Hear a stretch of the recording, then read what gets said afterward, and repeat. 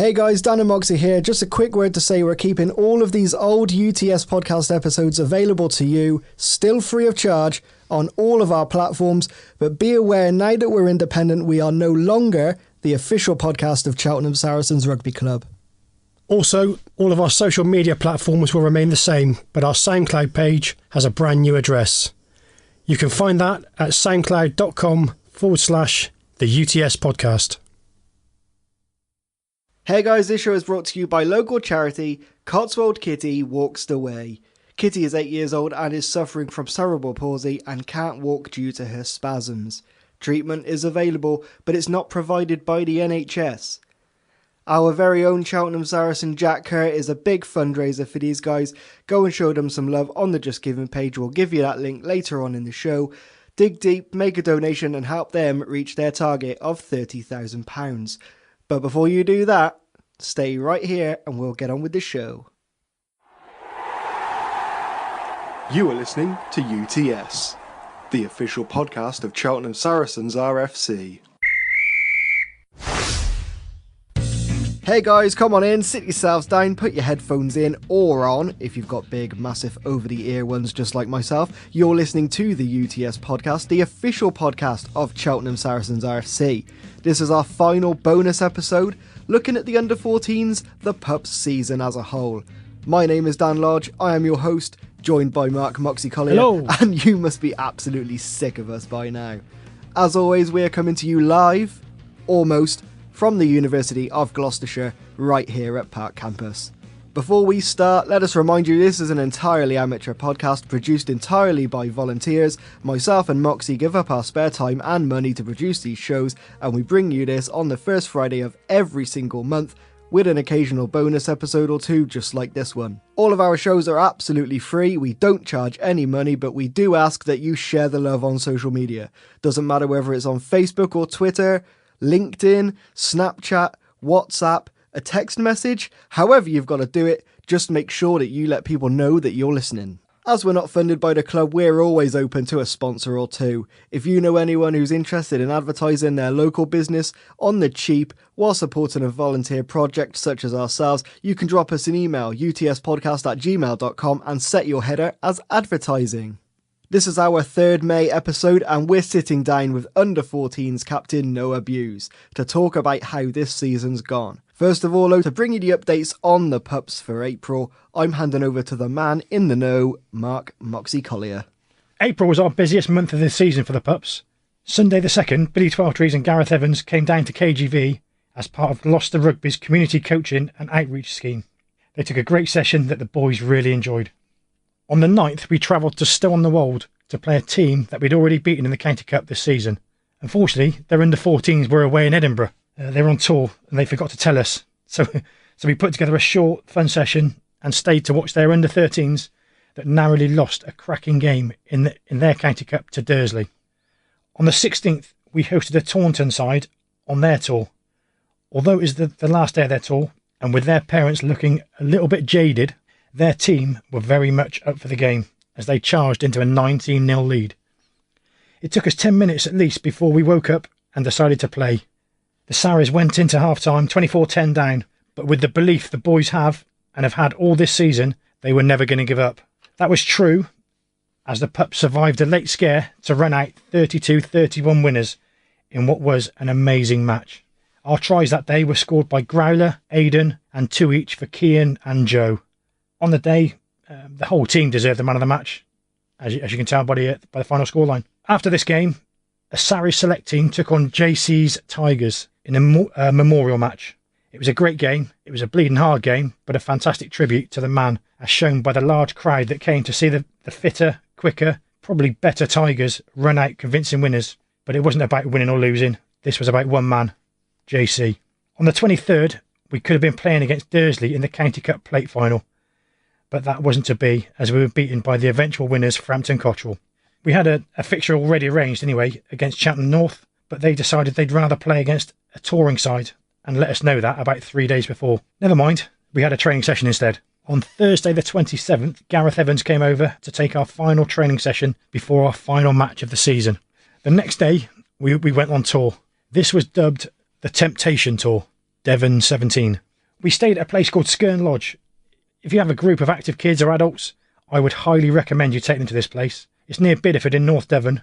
Check out their website on Google. Fantastic place. But I can't really tell you anything about it because obviously what goes on tour stays on tour. The only thing I can say, onto the fixture. We left Devon early on the Sunday and drove into Somerset to play Hornets. Yet again, we started slowly and didn't make use of the strong wind in our favour first half. It was evident that we definitely weren't playing their B team, as they had some strong runners and good players, although we had the team. And for a 10-15 minute period towards the end of the match, the Sarries Pups looked like the Saracens at the top of the Premiership. Our boys were playing probably the best rugby I've seen us play, with great carries, offloads, running, rucking, counter-rucking, support play. We were unplayable that day for that 10-15 minutes. Unfortunately, though, the official score was 19-17 to Hornets. But the lines on the pitch and the flags were in a place that confused our players, because we actually touched the ball down thinking it was over the try line, but in fact it was over the 5 metre line. I've since spoken to a referee who said that if he thinks that the try would have been scored anyway, he would have allowed it. So on that basis, I'm saying that we won the game 22-19, and with it, a great end to a brilliant season. Our record this season, we've played 22, we've won 17, we've drawn 1, and we've lost 4. I personally think that's an amazing record. Each and every player has contributed to that, so well done, boys. And up the Sarries Pups. It was a good end to the season, and this episode's been pretty fun. This is actually my first chance to sit down with anybody from the under-14s, so this is a pretty cool show. While Moxy has a lot of contact with the youth section, I can't really say that I do, mainly because I am lazy and getting up before midday on a Sunday is a massive effort. I have done a couple of match reports for them though, back in the day when that was kind of my thing, and I think every time I saw them they lost, so I think maybe I jinxed it a little bit. But hopefully I haven't botched this interview, so fingers crossed it'll come out good on the other end. So sit back and relax, and we'll be right back after this. Hey guys, just a quick reminder that this show is brought to you by Cotswold Kitty Walks the Way. Kitty, as we mentioned before, is 8 years old and spasms from her cerebral palsy stop her from walking. The fundraising campaign needs to reach £30,000, and if you want to help and donate, you can go to justgiving.com/charity/justforkids, which is the number 4, just for kids, /Cotswold Kitty Walks Away. They're also on social media, facebook.com/Cotswold Kitty Walks. Jack Kerr is a huge fundraiser for these guys. It's a great local cause supported by great local people, and they really, really need your support. So go and dig deep and give generously. That's justgiving.com/charity/just, the number 4, and kids, /Cotswold Kitty Walks the Way. One more time, that's justgiving.com/charity/just-for-kids/Cotswold Kitty Walks the Way. So you've seen the light, haven't you? You've come over to the Sarries from that little club over in Gloucester. How did this come about? Well, it all started with Harvey having a flyer to train over the summer with you, and we were meant to train at KGV, and there's a KGV at in Abbeymead where we live, and we got mistaken and thought we had to go there instead of going all the way to Cheltenham. And as soon as we got over, I got on well. The training was good, and I wasn't really looking for a new club, but as soon as I got into it, I just loved it and joined over Cheltenham Saracens. Fantastic. I love it. A great reason. Fantastic. Yeah, so how long were you at Hucklecote before you came over? 5 years, I think it was, from under 7s to 11s. Oh, nice. So was it an easy decision, or was it quite difficult to come over and join? It was quite hard because I had a lot of friends at Hucklecote, but some were a bit mean. I'll say that. My dad knows about that. I was going to say, I rather like the way he's keeping it PG here. like if that was anyone else, there would be words thrown left, right, and centre. Yeah, I think as soon as people found out I was moving to Saracens, it was all different. Like, it was making an easier decision because the coaches at Hucklecote were saying, "Just mate, we're not gonna push you in any way, but it's your decision." And I decided to move to Saracens, and I haven't looked back since. Fantastic. Yeah. Well, great to have you over there. So what were your initial thoughts when you came over? To be honest, I was a bit scared of the one and only Pross. But I soon realised that all the coaches were really nice, except for Moxy. Wait, what? And then... Savage. Thank you. And the play... While he's in the room as well. Yeah. And the players were really nice, and I really liked it. So, yeah. Oh, good. I'm glad that they made you feel welcome. That's, yeah, fantastic. Even Fred. Even Fred. So, how does it sort of differ from that other team? The training is very different, and because when we first started at Saracens, we were training 2 times a week, and we still do that. Whereas at Hucklecote, we were only training once, so I get an hour more training, and that made me develop even more. And the coaches were even better, and it wasn't just Buster, George, you, and Logie that helped us out. It was other coaches who helped us develop every single Saris player, and so like Billy Burns, Jacob Rowan, Billy Twelvetrees, Gareth Evans, and not forgetting JC. Yeah. I mean, I personally think we've got the best coaching setup in definitely in Cheltenham, maybe Gloucestershire. I mean, that's my personal opinion. Yeah, what do you think? I agree. Yeah, I definitely agree. How connected was the youth system at Hucklecote to like the senior teams like we do at Saris? I don't know actually. There were a lot of youth players. I mean, youth teams. Sorry, in Hucklecote, definitely compared to Saracens, where there's only one now. Whereas in Hucklecote, it's like you start at like under 6 and go all the way to under 18s. Yeah, there's definitely more variety at Hucklecote, but I feel Saris can do it better. Do the seniors at Hucklecote, do they sort of get involved and help out with the youth? Do you remember? No, not really. I think they may have changed it when I left though, because I think one of my friends who still plays at Hucklecote said that one of the players' older brothers who used to play for the seniors is coaching. They're you know, that's I think what the seniors are doing for the young Hucklecote players. There's so many sides there at youth level at Hucklecote. You know, they go right the way through from under 6s to Colts and then on to the seniors. You know, it's quite easy at Saracens for the seniors to focus on one side, you know, so there's a lot less interaction between the junior sides at Hucklecote and the firsts, in our experience anyway. You know, it's been great, the seniors getting involved with the pups, you know, I think it's made a massive difference. Yeah, it's great to see, to see them, It feels like a club that way. Yeah, it's all one club, isn't it then? Yeah, absolutely. As opposed to, minis and juniors and the seniors. You're our captain, number 8. How do you feel this is going? I feel like it's going very well. I have done a few things wrong, but it is my first season, and I can't really be a captain and learn on the first day, can I? So I mean, international captains and international players, they all make mistakes. So don't worry. But it's how you improve and how you go on. That's the main thing. Is there anything you think you adjust or? I could adjust maybe the communication on and off the pitch, as in like in training and in games, because sometimes I'm a bit silent in a few games, and in training, I just felt like if I could have more communication between the Saris players, they would keep their heads up and play well. Yeah, I mean, again, you got to remember, you're only 14, you're still learning, and these things will come. These things will come. So don't worry about that. It's probably normal, but this will come, mate. Yeah. So what do you think is actually working well? I would say the structure in our plays, and definitely in defence, because when we played Thornbury, they were on our 5 and they couldn't get past because we all put our bodies on the line, and we still, at the end of the game, they couldn't even score, even though they were like for 10 minutes in our own half or on our own 5 trying to score, and we stopped them.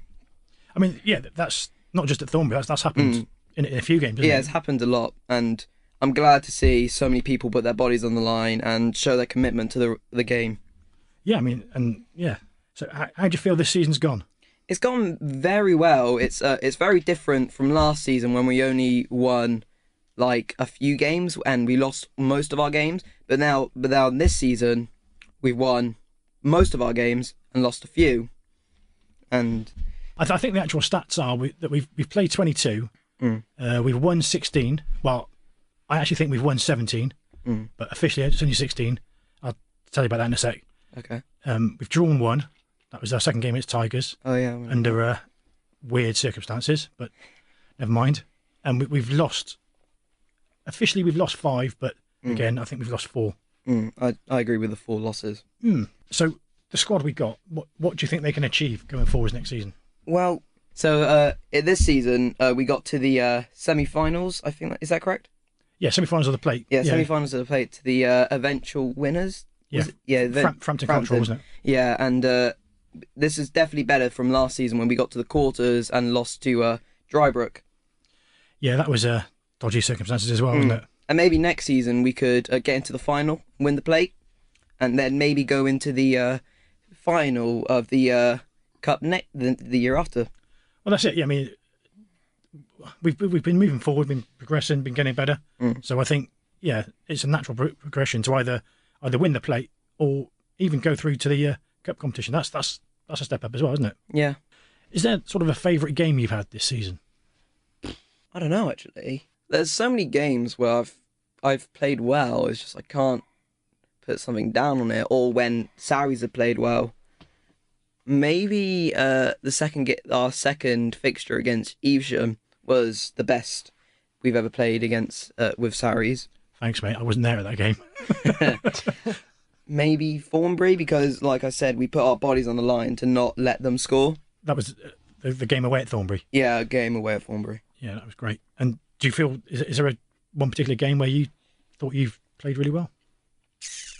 Maybe the first Cheltenham Tigers game at home. I can't remember how many weeks we were into the season, but I think it was I think that was our second game. Second game, yeah, I think it was. I think I played pretty well. Some people say I did what I did best and intercepted like 2 balls. Yeah, I mean, what you do well is, I find, it's you're good at jackling, and you're, you know, when you see the ball, and we've got a few players that when they see the ball on the floor, they tend to sort of grab hold of the shirt. They do all the right things apart from go past the ball, which is what obviously we ask you to do, go past the ball so we can secure the ball. And I think you do all the basics really well. Thank you. That's all right, no worries. No, thank you. Yeah, those 4 or 5 losses came about. What was there any reason for those, do you think? I think because we were on like a winning streak, we started to get a bit cocky, I think. But as soon as we started losing games, we started to build up a bit more and get even better than we did at the start of the season. Yeah, confidence, isn't it? Once you've got the confidence, it grows, yeah. We seem to start games slowly. Do you think there's any reason for that? Or? I don't know, actually. I think it's maybe because like the game starts so early. Like, I know 11's not that early, but for some people like me who try to go to bed at a reasonable time because of the parents force you to, no offence, but sometimes... Dad's smiling. Everybody's getting a bash in today, aren't they? Yeah. I think it's because the time we go to sleep or what we eat. Because I've been told by George I need to eat more Weetabix instead of like Nutella toast. I think most of the boys need to eat a bit more Weetabix. But no, I think tiredness is a part of it, isn't it? The late nights, and it's not necessarily an early morning, but yeah. I mean, hopefully next season we can sort of get rid of that and come out, because a lot of the games we've played in, we've sort of been 5, 10, 15 points down. Yeah. Before we've woken up, and once we have woken up, teams don't live with us. And if we can just start the game as we continue the game, then I think we're going to steamroll a lot of teams next year. Taunton was a really good example of that, wasn't it? We were 19-0 down after 5-10 minutes. Yeah. If we'd have stopped that, you know, we'd have battered them. Yeah, definitely. But obviously, myself, the coaches, we're going to try and figure out why we're starting slowly and try and change it. I think maybe what to do is like ask them individually, like maybe in a training session, you take them up to the balcony or something alone, and that might sound a bit weird, but to talk about with the parents there. Yeah, with the parents there, of course. To talk about why they're starting so slowly, and maybe you can sort something out from that. Yeah, I mean, I don't know if perhaps we need to go sort of that far, but maybe collectively try and sort of say, try and take it a bit more seriously, I suppose. Yeah, that's one thing. You get a bit of prodigy on in the dressing room, Mox. Yeah, we said that. We said that about getting some motivational music on. What would motivate you to go out and want to absolutely smash the opposition? I don't know. I've seen a lot of inspirational like videos recently, and there was this one where I can't remember the name of him, but he was fighting Muhammad Ali, and the game that before the game his mother died, and when his mother died, he promised to knock out Muhammad Ali. Or wait, was it Mike Tyson? It was either Mike Tyson or Muhammad Ali, and they knocked him. They knocked the guy out, and succeeded his goal and made his mother proud. And that sometimes inspires me, or sometimes maybe some music inspires me as well. What? So if we were going to put something on in the change rooms, just sort of a couple of minutes before you go out to wake you up and wake the boys up, what would that music be? I don't know. It's like people have different tastes in music, but for me, it'd be probably like, this might sound a bit weird, but maybe dubstep, like more hype music sometimes. Something energetic. Yeah, something energetic. Yeah. Maybe I'm a bit old. I don't really know what that is. Showing your age now. Yeah. Not doing yourself any favours. That's okay. We'll let it out, won't you, Dan? No, that's staying in. Everything's staying in. Oh, brilliant. Right, yeah, let's move on a bit. One of your loves is going over to Gloucester. How do you think they've done this season? I think it's been very inconsistent. Like, we've beaten teams such as Saracens and Wasps, but we haven't been able to beat other teams. But this year they're going to Edinburgh again to play in the Challenge Cup final against... Is it Stade Francais? Yeah, Stade Francais. And I think they could pull it off and then go into the playoffs to get into the Championship Cup.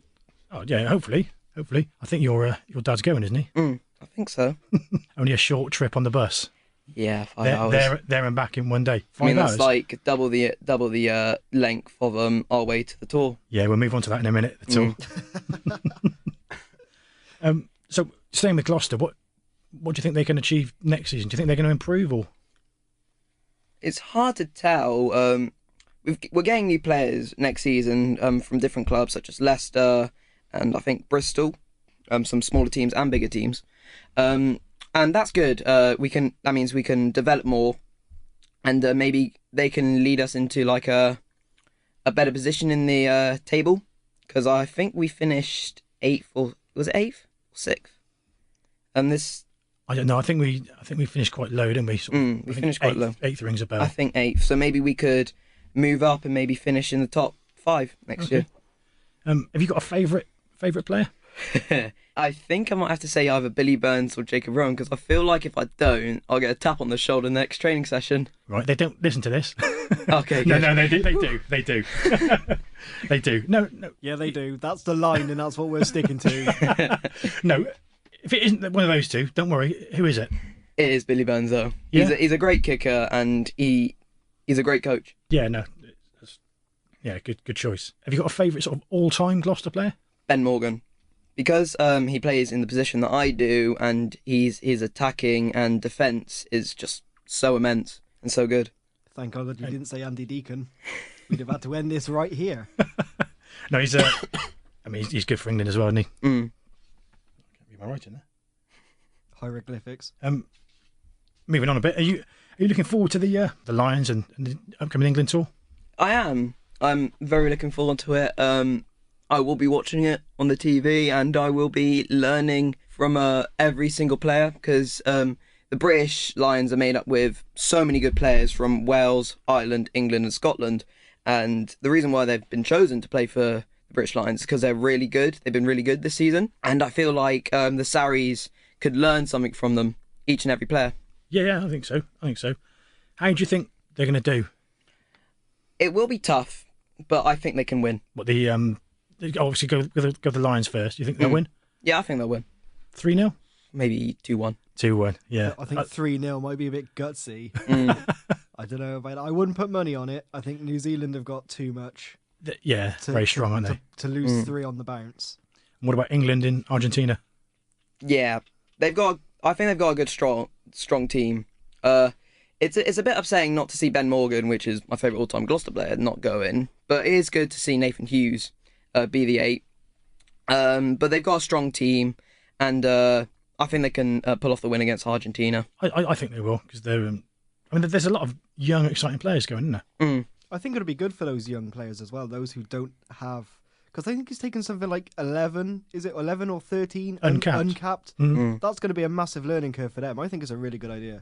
Let's move on to the tour, shall we? Yeah. Oh dear. Am I going to have to cut a lot of this out? No. What goes on stays on. Obviously, remembering the first rule of tour, what can you tell me about the weekend? Sadly, I can't say anything about where we stayed and what happened there. Well, you say that. I think where we stayed, it was a brilliant place, wasn't it? It was a good place. As a place. Obviously, we can't mention what happened, but... Yeah, because I feel like if I do mention, because of the first rule, what goes on tour, stay on tour, I feel like I might get another disgusting drink right in front of me right now. None of that happened, honestly. And there is a bar on site. I will make that happen. Yeah. Did you enjoy the weekend? Yeah, I did. Even though I was one of the one of the targets for the certain prankers in one of the rooms, it was quite fun. I like some of the I did enjoy some of the pranks they did, especially the one on me, because that was pretty creative. Do you want to elaborate? Basically, where a few of the Sarries players and some of the dads stayed was a hallway. Well, they were in a hallway, as mainly most hotel rooms and stuff like that are. But what they did is that they got loads of chairs from I don't know which room, and they put them all along the hallway and taped all the doors shut and barricaded them, so we couldn't get out. But luckily, one of my roommates phoned their dad to get everyone else to move the chairs and lock the door. That's okay. We cleared them out pretty quickly, so there was no fire risk to all you mums listening. Don't worry. We played a game against Hornets, didn't we? Yeah. How did you feel that went? I think it was the same. It was like the same old game because we didn't switch on straight away. But as soon as we switched on, we played great rugby, and I was told by Buster that in the second half we made one of the best plays we've ever did, passing it along the line and a winger running all the way, and then doing some more pops off and scoring a try. Yeah, I mentioned in the intro or outro, I can't remember which it is, that for sort of 10-15 minutes we played the best rugby I've seen us play, and probably best rugby I've seen any youth team play. We were just immense. I don't think anyone could have lived with us. I wasn't going to ask this, but you beasted me earlier in this interview. Talk us through your try. I don't know what you're on about. Don't let this go, Marks. Put him on the spot. Do you want to talk us through what happened? I thought people might forget about this, but now I've just about remind them. Basically, I was in for the try, and like your hair, Moxy, it was like invisible, and I put it down on the 5 instead of the try line.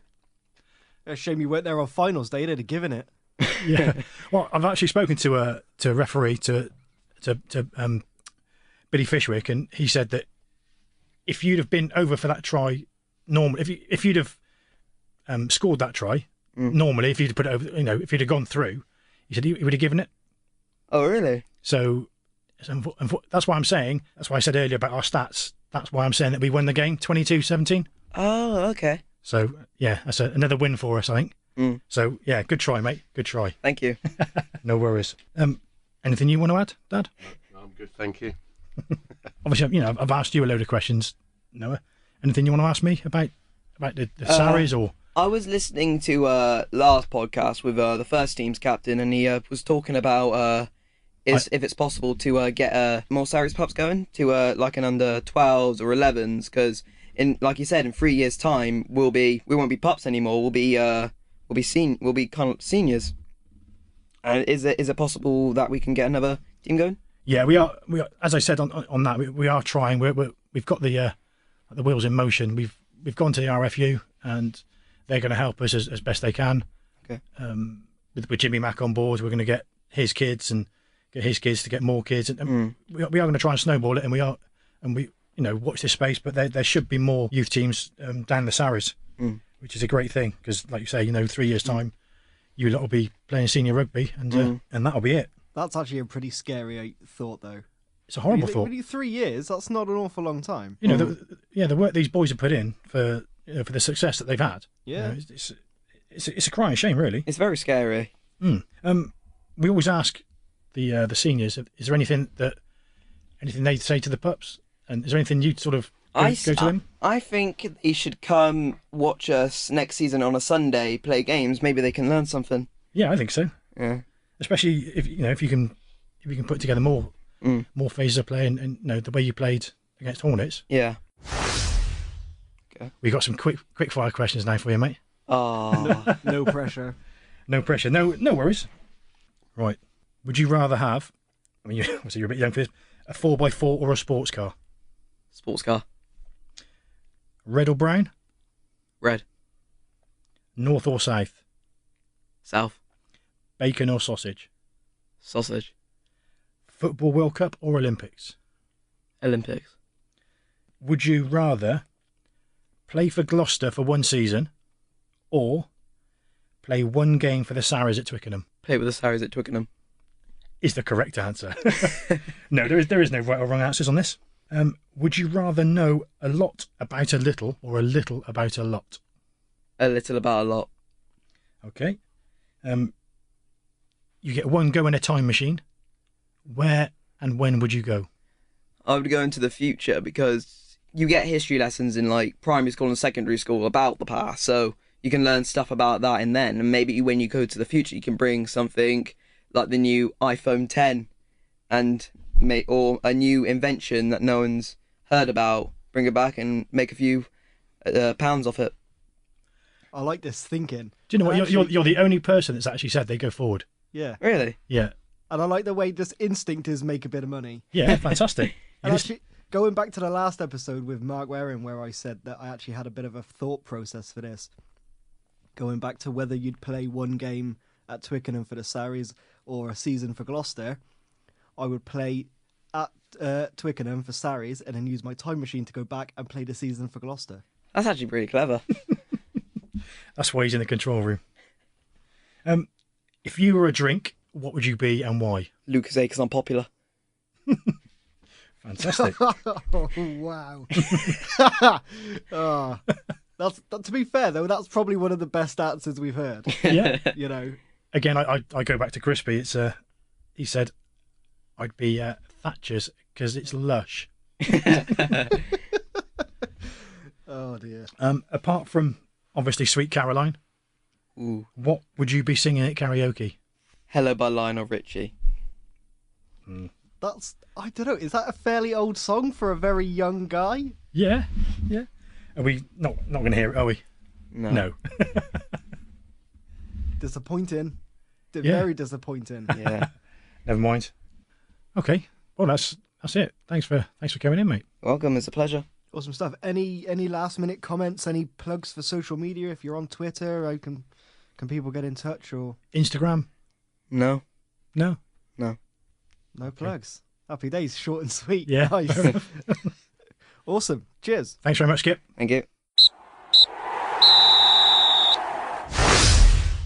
Well, I think we did a pretty decent job on that one, and it's great to have Noah wanting to come on and get involved in the show. Sometimes the younger guys, even at the senior level, don't feel comfortable with a microphone in front of them, so it's kind of that fear of public speaking, I guess. So it's pretty awesome that he wanted to come on. I enjoyed it more than I thought I would. I'm not exactly the most patient of people by my own admission, but I enjoyed it. And more importantly, he also enjoyed it. And I know he was a little bit nervous and he was tapping on the table a little bit, and sometimes you can't always help that. Some people are used to it, some people aren't used to it. Either way, it was a great chat and a very fitting way to wrap up the productive youth season. I'd just like to say thank you very much to Noah. You've done a great job today, as he has done all season. I don't know who was more nervous, to be honest. Probably me. But yeah, great job, Noah. Thanks again, Skip. Thanks to Mark for co-hosting, for co-interviewing, and for setting up the interview. His connection with the pups made him a pretty obvious middleman, but it was definitely worth it. A very fun episode. Also, quick thanks to Kevin McLeod of Incompetech.com for our backing music Motherload, which we use totally free under the Creative Commons License 3.0. Keep up to date with all things happening at the club. Give them a like on Facebook, facebook.com/CheltSarriesRFC. Follow them on Twitter, twitter.com/CheltSarriesRFC. The club's got a Pitch Hero page, pitchhero.com/CheltenhamSaracensRFC, and CheltenhamSaracensRugby.com is the club's official website. UTSpodcast.com is our official website if you're a fan of the show, and we're also on social media, Facebook and Twitter. Both of those are .com/the UTS podcast. Give us a like, give us a follow, give us a Facebook review. Don't forget to rate, review and subscribe on iTunes, but if you're not an iTunes customer, you can also check out some of our shows from the past on soundcloud.com/CheltenhamSaracensRFC, or you can check out our website, utspodcast.com/listen, for links to Podbay, Podbean, and a few other of our platforms that you can find us on. Thanks again to Moxy, thanks to our guest Noah for coming on, and thanks to his dad for also joining us. Thanks to you for joining us as well. It was great to have you with us. We'll be back in June. The rugby might take time off, but we sure as hell don't. Our shows are going to keep going out over the summer, so keep an eye out for those, but we'll be back at the start of June. Enjoy the start of your summer, and we'll see you again in June.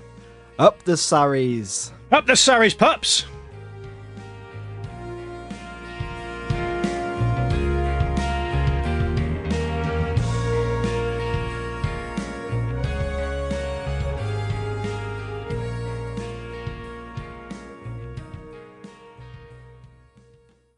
Can I just say it's I would like to thank all the coaches for it's a great honour to be captain. I'm just glad that I'm captain this season, and hopefully I can improve for next year. I would just like to say that.